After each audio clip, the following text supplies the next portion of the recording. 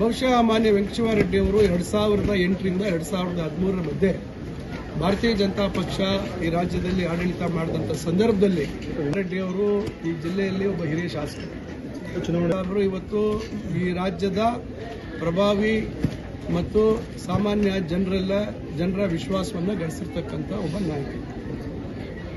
ಅವರು ರಾಜಕೀಯ ಭವಿಷ್ಯತ್ತು ಅಥವಾ ಅವರ ತೀರ್ಮಾನ ತೆಗೆದುಕೊಳ್ತಕ್ಕಂಥದ್ದು ನಾವು ನೀವು ಅಲ್ಲ, ಅವರ ವೈಯಕ್ತಿಕ ನಿರ್ಧಾರ ಮತ್ತು ಪಕ್ಷದ ನಿರ್ಧಾರ.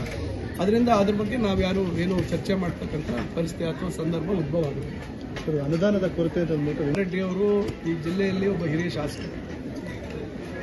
ಬಹುಶಃ ಅವರು ನೆನಪಿಸ್ಕೋಬೇಕಾಗತ್ತೆ, ಅವರು ಹಲವಾರು ಬಾರಿ ಆಡಳಿತ ಪಕ್ಷದಲ್ಲಿ ಶಾಸಕರಾಗಿದ್ದಾರೆ, ವಿರೋಧ ಪಕ್ಷದಲ್ಲಿ ಶಾಸಕರಾಗಿದ್ದಾರೆ. ನಾನು 2004ರಲ್ಲಿ ಶಾಸಕರಾದಂಥ ಸಂದರ್ಭದಲ್ಲಿ ಮಾನ್ಯ ವೆಂಕಟೇಶ್ವರ ರೆಡ್ಡಿ ಅವರು ಆಗ ಇರಲಿಲ್ಲ. ಅವರು ನಮ್ಮ ತಂದೆಯವ್ರ ಜೊತೆ 99ರಿಂದ 2004ರವರೆಗೂ ಇದ್ರು, ಆಗ ಸೋತಿದ್ರು. ನಂತರ ಮತ್ತೆ ನಮ್ಮ ಜೊತೆಲಿ 2008ರಿಂದ 2013ರವರೆಗೂ ಶಾಸಕರಾಗಿ ಕೆಲಸ ಮಾಡಿದ್ರು.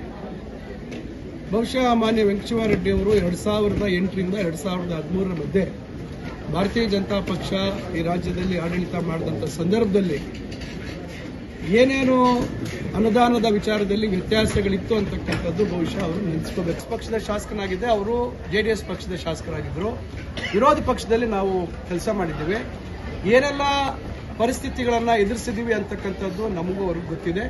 ಇದು ಬರೀ ರಾಜ್ಯ ಸರ್ಕಾರಕ್ಕೆ ಮಾತ್ರ ಸೀಮಿತವಾಗಿಲ್ಲ, ಇವತ್ತಿನ ಕೇಂದ್ರ ಸರ್ಕಾರದಲ್ಲೂ ಕೂಡ ಇದೇ ರೀತಿಯಾದಂಥ ಒಂದು ಧೋರಣೆ ಇದೆ.